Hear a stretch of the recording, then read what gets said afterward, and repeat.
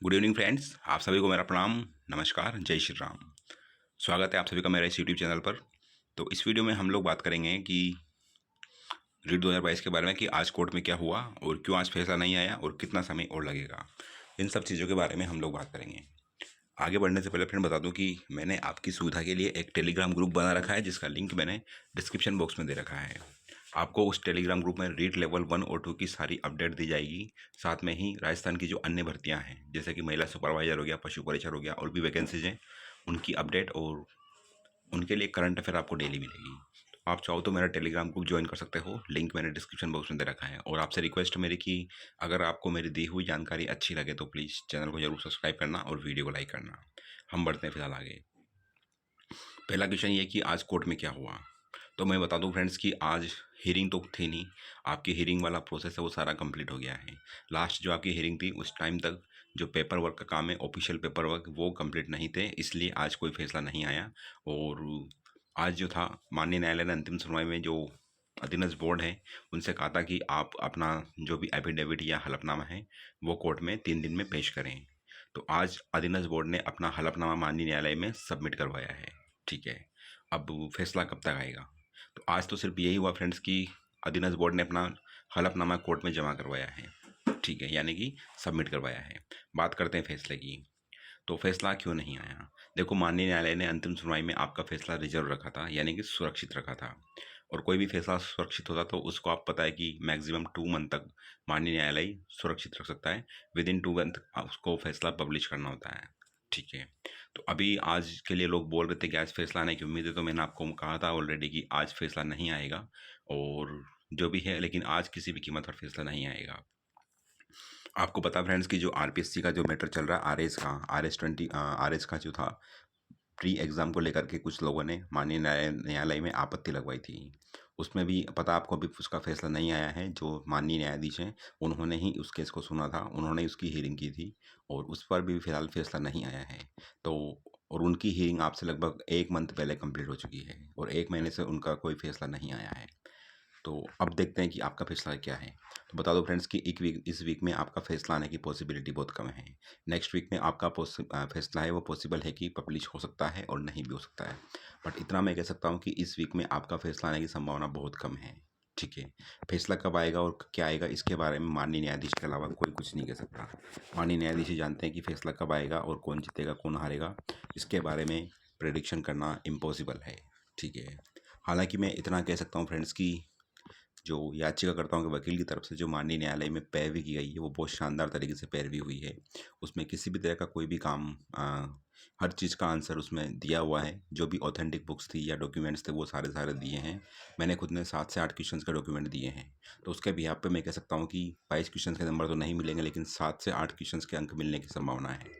तो जो भी लोग बोल रहे थे कि आज फैसला आएगा या ऐसा होगा वैसा होगा, तो बता दूं कि इस वीक में भी फैसला आने की संभावना थोड़ी कम है। नेक्स्ट वीक में पॉसिबिलिटी है कि आपका फैसला आ जाएगा, बट इस वीक में फैसला नहीं आएगा। और कौन जीतेगा कौन हारेगा इसके लिए कुछ भी कहना मुश्किल है। ठीक है, अगर अधीनस्थ बोर्ड केस जीता है तो उस कंडीशन में ये होगा कि जिनकी ज्वाइनिंग पेंडिंग है, यानी कि जो ऑलरेडी सेलेक्टेड हैं 1 गुणा कट ऑफ में, उनकी ज्वाइनिंग का प्रोसेस स्टार्ट हो जाएगा अगर अधीनस्थ बोर्ड केस जीतता है तो। और अगर अधीनस्थ बोर्ड केस हारता है तो उनकी ज्वाइनिंग का जो भी प्रोसेस है वो मान के चलो आपकी सुप्रीम कोर्ट तक ये वैकेंसी जाएगी, ये केस सुप्रीम कोर्ट तक जाएगा। अधीनस्थ बोर्ड आर पार की लड़ाई लड़ता है। ठीक है, माननीय उच्चतम न्यायालय तक लड़ाई लड़ेगा, उसके बाद में ही चीज़ें पॉसिबल होगी कि वास्तव में क्या होगा। और मुझे ये लगता है कि अगर सिंगल बेंच में अधीनस्थ बोर्ड हार जाता है तो सुप्रीम कोर्ट से भी पॉसिबिलिटी है कि अधीनस्थ बोर्ड हारेगा ही, वहाँ से भी उसका जीतना मुश्किल है। ठीक है, तो डिपेंड करता है कि सिंगल बेंच का फैसला क्या रहता है क्या नहीं रहता है। सुप्रीम कोर्ट तक की लड़ाई में आपका टाइम और पैसा दोनों लगेगा, यानी कि टाइम भी आपका खर्च होगा और फिनेंशियली भी आपको कोऑपरेट करना पड़ेगा। ठीक है, तो ये था फ्रेंड्स अभी के लिए। फैसला कितना समय लगेगा इसके बारे में बता दूं कि इस वीक में आपकी फैसला आने की संभावना बहुत कम है। नेक्स्ट वीक में आपका फैसला पॉसिबिलिटी है कि पब्लिश हो सकता है, क्योंकि मैं ये सारा का सारा आरपीएससी आरएस को देख करके बोल रहा हूँ। माननीय जो न्यायाधीश है इन्होंने ही आपका जो आरपीएससी आरएस का मैटर था उसको सुना था और उसका भी फैसला रिजर्व रखा था और अभी तक उसका भी फैसला नहीं आया है। आपका जो मैटर था इसको लोग बोल रहे हैं कि 7 दिन में फैसला आएगा, लेकिन मुझे नहीं लगता कि 7 दिन में फैसला आएगा। संभावना ये है कि नेक्स्ट वीक में ही आपका फैसला आने की पॉसिबिलिटी है और इसको 2 महीने भी लग सकते हैं। हालांकि माननीय न्यायालय ने, उच्चतम न्यायालय ने गाइडलाइन जारी कर रखी है कि कोई भी न्यायालय किसी भी फैसले को 2 बंद से ज़्यादा सुरक्षित नहीं रख सकता। देखते हैं क्या होता है फ्रेंड्स। बट आज कोर्ट में कोई फैसला नहीं आया, ठीक है। तो ये था अभी के लिए। जो भी लोग पूछ रहे हैं कि आज कोर्ट में क्या हुआ, तो कोर्ट में बस जो दिनस बोर्ड है उनकी तरफ से हलफनामा पेश किया गया। इसके अलावा अन्य न्यायालय में आज कुछ भी नहीं हुआ, ठीक है। तो आपके काम की इन्फॉर्मेशन यही थी कि आज हलफनामा जो दिनस बोर्ड है उसने कोर्ट में जमा करवा दिया है। यानी कि एक तरह से आप कह सकते हो कि जो भी पेपर वर्क की पेंडेंसी थी, यानी कि जो भी पेपर वर्क का काम पेंडिंग था, वो काम कंप्लीट हो चुका है, ठीक है। तो अब जो डिपेंड करता है वो माननीय न्यायालय के ऊपर है, क्योंकि सारी चीज़ें जो भी आर्ग्यूमेंट थे या पेपर वर्क था वो सारा का सारा कंप्लीट हो चुका है। आपकी हियरिंग बता फ्रेंड्स की जो लास्ट टाइम आपकी हियरिंग थी वो फाइनल हियरिंग थी। इसका मतलब ये हुआ कि फर्दर आपकी जो सिंगल बेंच है इस केस के ऊपर कोई भी हियरिंग नहीं करेगी, ठीक है।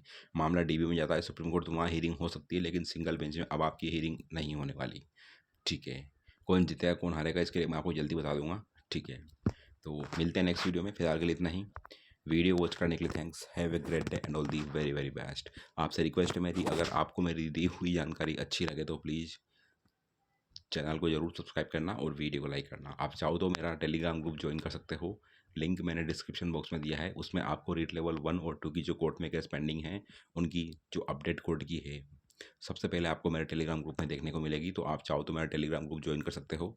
साथ में ही उस ग्रुप में आपको राजस्थान की करंट अफेयर और जो भी वैकेंसीज है लाइक पशु परिचर हो गया, एलडीसी हो गया, महिला सुपरवाइजर, जो भी वैकेंसीज है उनकी लेटेस्ट अपडेट और उनके लिए करंट अफेयर आपको मेरे टेलीग्राम ग्रुप में देखने को मिलेगी। तो आप चाहो तो टेलीग्राम ग्रुप ज्वाइन कर सकते हो, लिंक मैंने डिस्क्रिप्शन बॉक्स में दे रखा है। फिलहाल के लिए इतना ही। Again thanks for watching the video. Have a great day and all the very very best and God bless you all.